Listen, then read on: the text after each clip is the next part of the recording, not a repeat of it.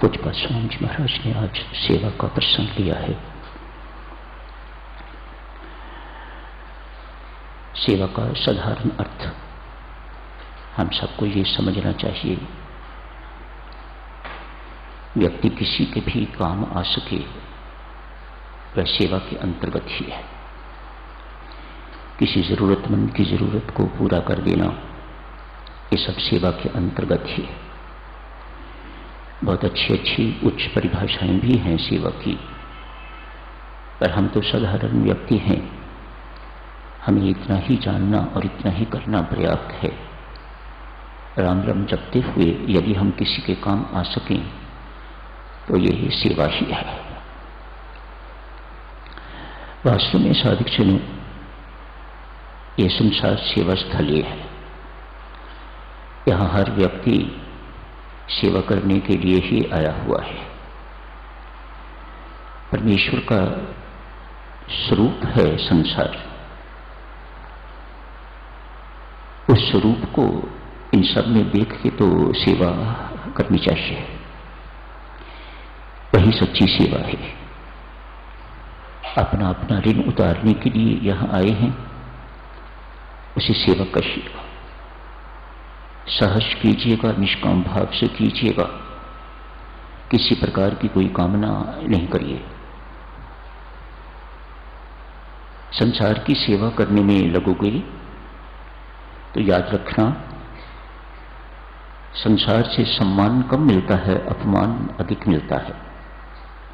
वास्तव में सेवा जब परमेश्वर देते हैं किसी को, तो परमेश्वर का आशय इसके पीछे बड़ा मीठा हुआ करता है। अपमान सहना सीख जाए ताकि इसका अभिमान गलत हो।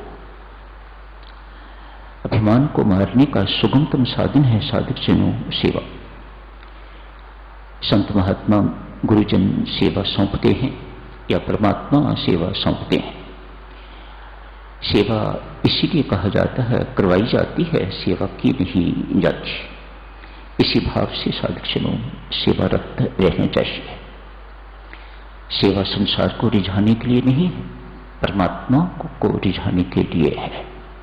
परमात्मा की उपासना करने के लिए, परमात्मा की पूजा करने के लिए हम सेवा करते हैं, संसार को रिझाने के लिए नहीं। प्रदर्शन का कोई स्थान नहीं। जहां दिखावट होती है वहां फिर बनावट भी होती है, सजावट भी होती है, और वहां फिर थकावट भी होती है। ये सब चीजें बनावट के साथ जुड़ी हुई हैं।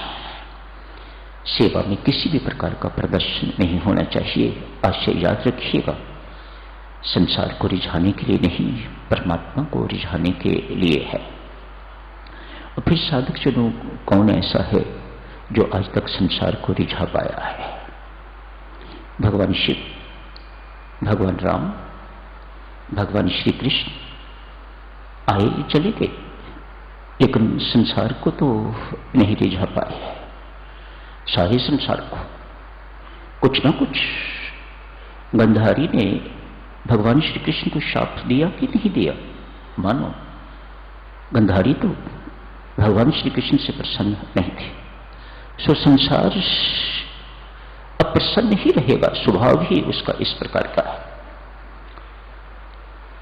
आप कुछ भी कर लो, आप संसार को प्रसन्न नहीं कर सकोगे। घर में साधक सुनो, 25 साल 30 साल शादी को हो जाते हैं, 40 साल शादी को हो जाते हैं। कोई पति ठोक बजा के ये नहीं कह सकता कि मैं इतने वर्षों में अपनी पत्नी को प्रसन्न कर पाया हूं। नहीं होते।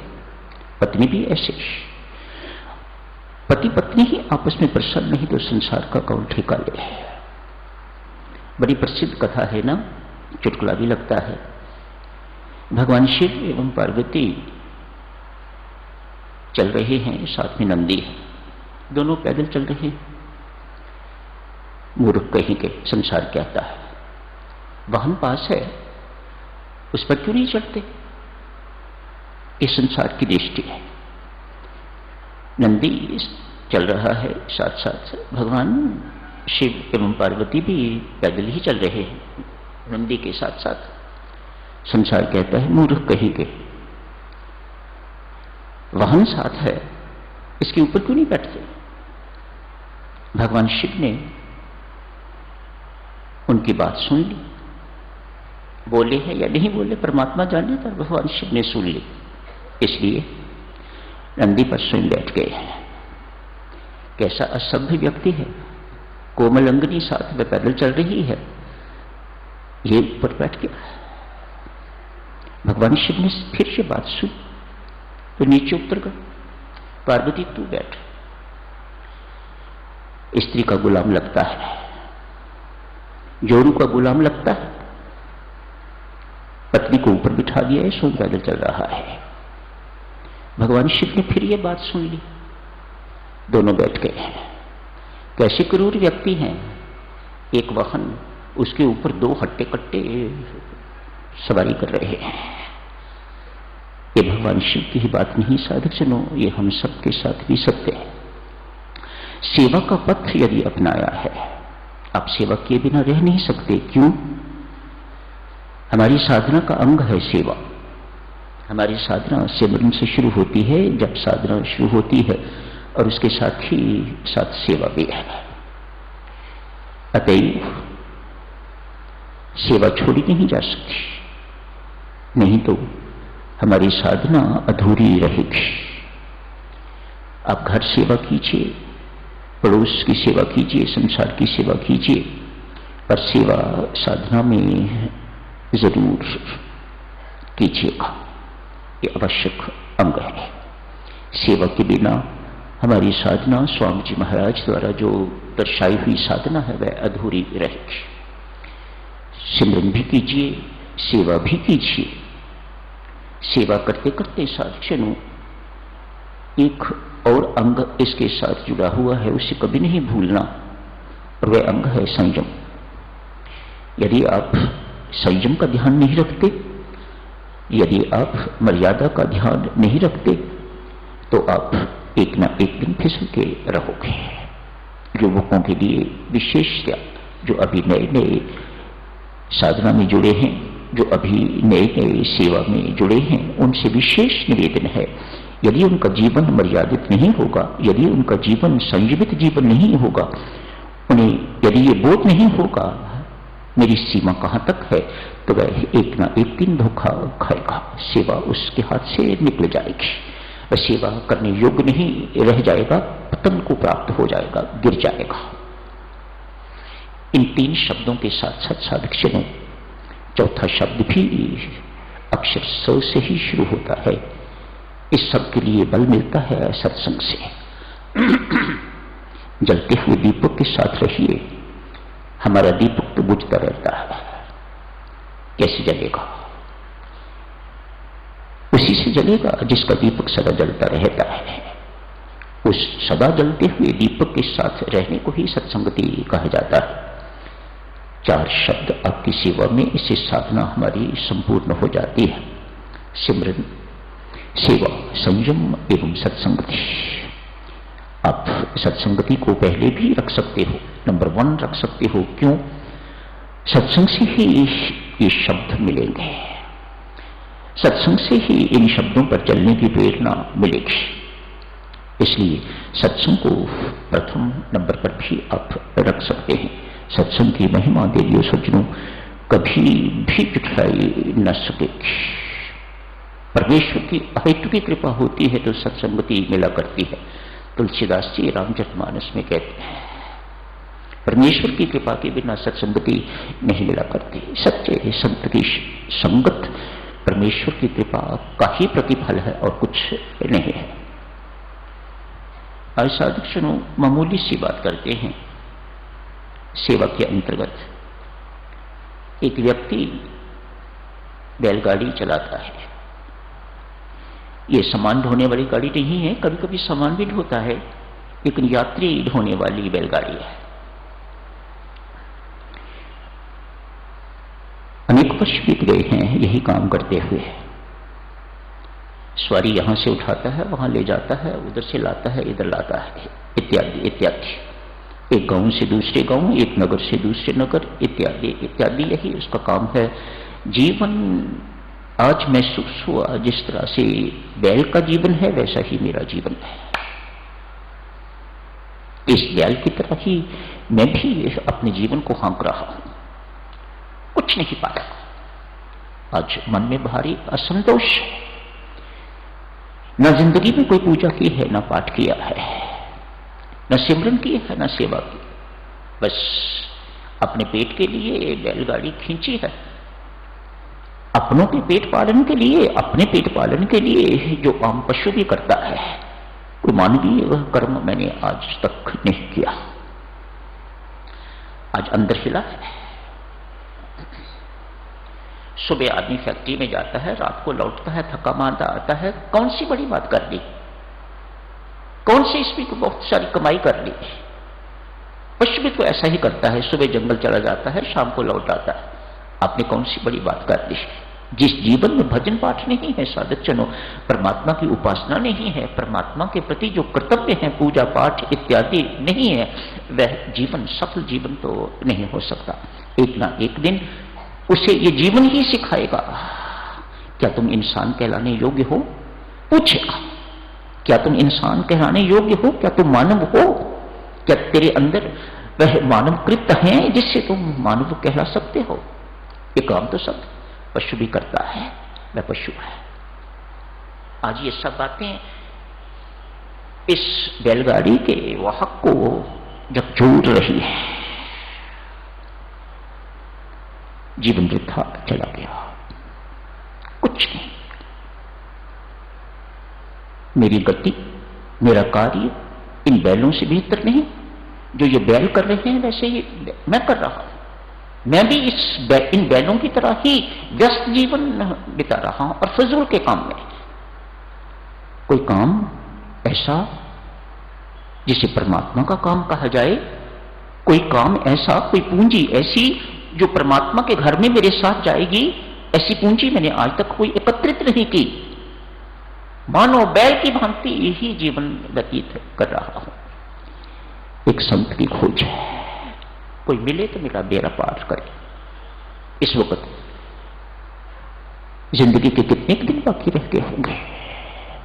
आज गहरी सोच में ये बैलगाड़ी चलाने वाला डूबा हुआ है। कहा महाराज, बहुत समय बीत गया, लगता है मौत मेरे सिर पर मंडरा रही है, मेरे पास बहुत समय नहीं है,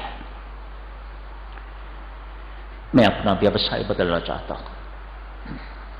इस व्यवसाय में मुझे राम भजन की फुर्सत नहीं मिली और जिंदगी इसी काम में चली गई, अब खत्म होने को है। I am at the fag end of my life. संत ने देखा, सीधा साधा है, पात्र है, अतएव उसे शिक्षा देते हैं संत महात्मा। मार्गदर्शन मांगा है, आशीर्वाद मांगे हैं। मांगने का भी ढंग है ना साधुजनों। आपके मांगने के ढंग से देने वाला देखता है कि ये वाक्य ही मांगने वाला है या उपहास करने वाला है, इसके अंदर मांगने की पात्रता है कि नहीं। हर किसी को मांगना नहीं आता, फिर हर किसी को पाना भी तो नहीं आता। बात तो ये, जहां से पाया जा सकता है, जहां से कुछ मिल सकता है, वहां से हर एक को पाना भी नहीं आता। प्रसाद लेता है व्यक्ति, ऐसे करके भी लेता है और ऐसे कर भी लेता है। आप लाख समझाओ, जिनको लेना नहीं आना उनको नहीं ही आना, आप कुछ नहीं कर सकते, इधर उधर बिखर जाएगा। कृपा तो परमात्मा की ऐसे ही बरसती है, लेकिन हमें ग्रहण करनी ही नहीं आती, तो इधर बिखरेगी उधर बिखरेगी, कृपा व्यर्थ चली जाएगी। पात्र है, संत ने सोचा देना चाहिए, कुछ इसे समझाना चाहिए। कहा वत्स, व्यवसाय बदलने की जरूरत नहीं है, जो तेरा व्यवसाय है बिल्कुल ठीक है, थोड़ा भाव बदलने की जरूरत है, तेरा यही कर्म परमात्मा की पूजा बन जाएगा। अभी तो ये मजदूरी है, अभी तो ये कर्म है, लेकिन यदि इसके साथ भाव जुड़ जाएगा तो ये कर्म कर्म योग हो जाएगा। ये कर्म पूजा हो जाएगा। तुझे एक्स्ट्रा जाप करने के लिए बैठने की जरूरत नहीं, तुझे एक्स्ट्रा ध्यान लगाने की जरूरत नहीं। तू अपने इसी सारे काम को जाप भी बना सकता है और ध्यान भी बना सकता है। कैसे महाराज? बड़े उतावलेपन में पूछा है, कैसे महाराज, ये कैसे हो? यही काम मेरी पूजा परमात्मा की पूजा बन जाए, कैसे होगा? कहा, एक जगह से दूसरी जगह जाते हो, रास्ते में तुम्हें ऐसा कोई व्यक्ति भी मिलता होगा जो पैदल चल रहा है, सिर पर बोझा उठाए हुए है। स्पष्ट है वह व्यक्ति अफोर्ड नहीं कर सकता, जो किराया है वह दे नहीं सकता, इसलिए वह पैदल चल रहा है। उसे बैठा, उसे चार्ज ना कर, ये परमात्मा की पूजा है। कोई वृद्ध तुम्हें दिखाई देता है, उसे बैठा, वह चल नहीं सकता, उसे चलने में तकलीफ है, उसे बैठा, उससे पैसे ना लेना। कोई रोगी मिलता है, कोई विकलांग मिलता है, ये सब मिलते हैं ना तुम्हें? हाँ महाराज मिलते तो हैं, मैं रोज देखता हूं, कोई ना कोई इस प्रकार का हुआ करता है, लेकिन मेरी दृष्टि उन पर जाती नहीं। मेरी दृष्टि तो एक ही चीज पर टिकी हुई होती है, कमाई अधिक से अधिक कैसे हो। जैसी हमारी दृष्टि भी तो इन्हीं चीजों पर है सात्विक जन। जैसे आज इस बैलगाड़ी चलाने वाले की दृष्टि है, संत ने दृष्टि बदल दी, संत ने उसके भाव बदल दिए, उसकी दृष्टि बदल दी। यही संत का काम है। संत सृष्टि नहीं बदल सकता, कोई सृष्टि नहीं बदल सकता, अवतार भी सृष्टि को नहीं बदल सके, वह केवल आपकी दृष्टि को बदलते हैं। जो ऐसा करता है उसे ही संत कहा जाता है। अपने कर्तव्य को, अपने कर्म को, ये व्यवसाय को बस पूजा बना, कुछ और करना होगा। हां, इससे भी आसान ढंग है। राम राम जपता हुआ अपना कर्म कर पूजा बन जाएगा। राम राम जपता हुआ अपना कर्तव्य कर्म, ये जो व्यवसाय है कर। व्यवसाय बदलेगा, क्या भरोसा है उस व्यवसाय में इससे अधिक व्यस्तता होगी कि या इससे कम? तू भजन पाठ कर सकेगा कि नहीं कर सकेगा? इसको क्यों बदलना चाहता है? इस अपने व्यवसाय को ही पूजा बना। राम राम जपता हुआ अपना काम काज कर, कोई मांग नहीं रखनी। परमात्मा के लिए कर्म कर रहा हूं। कोई पूछे क्या कर रहे हो? जो परमात्मा करवा रहा है। सिंपल आंसर, क्या कर रहे हो? जो परमात्मा करवा रहा है। कर्तव्य मिट गया तो कर्म पूजा बन गया। अपना कर्तृत्व मैं करने वाला हूं, मैंने ये कर दिया है, मैंने वो कर दिया है, मैंने ये ना किया हुआ होता तो घर का क्या हाल होता। ये हमारी सामान्य व्यक्तियों की इस प्रकार की सोच है। घर खड़ा है तो मेरे कारण, ये हमारी भ्रांति वाली सोच है। ऐसा दक्षिणों संत महात्मा ने उस गाड़ीवान की इस सारी की सारी गलत सोच को निकाल दिया है, दृष्टि बदल दी है। तुम्हें व्यवसाय बदलने की जरूरत नहीं, मात्र भाव बदलने की जरूरत है। अपना कर्म देवियो बदलने की जरूरत नहीं। रोटियां तो बनानी ही हैं, कपड़े तो धोने ही हैं, ये सब काम तो करने ही हैं, लेकिन भाव बदल दिए यदि कि ये सब कुछ आज के बाद मैंने अपने परिवार के लिए, पति के लिए, बच्चों के लिए नहीं करना, मैं तो केवल एक की नौकरानी हूं, एक की दासी हूं, एक की चेरी हूं, जिसे परमात्मा कहा जाता है, तो सब कुछ ही सेवा बन जाएगा, सब कुछ ही पूजा परमात्मा की बन जाएगा। शुभकामनाएं, मंगल कामनाएं, यही समाप्त करने की इजाजत है। धन्यवाद।